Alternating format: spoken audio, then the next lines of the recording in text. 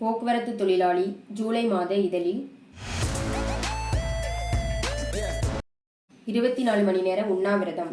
சம்மேளன தலைவர் தோழர் ஆ. சவுந்தரராஜன் துவக்கினார். தவறான திசையில் தமிழக அரசு தலையங்கத்தில் தோழர் கே. ஆறுமுக நயினார்.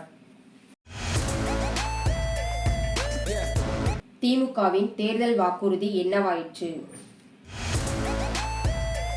டீசலுக்கு மாற்றாக இயற்கை எரிவாயு பேருந்துகள்.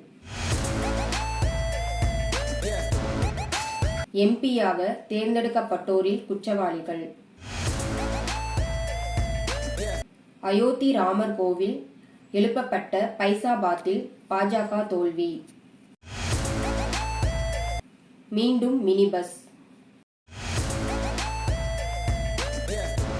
கள்ளக்குறிச்சி கள்ளச்சாராயம் களபலி. எம்டிசி கழகத்தில் தனியார் லாரி மூலம் உதிரி பாகங்கள் கொண்டு செல்வதை கைவிடக் கோரி சிஐடியு கடிதம். சட்டமன்றத்தில் நமது குரல், அமைச்சரின் பதிலும் நமது கேள்வியும். தொழிலாளர் பிரச்சனையில் கட்சி அரசியல் கூடாது, முன்னாள் முதல்வர் கலைஞர்.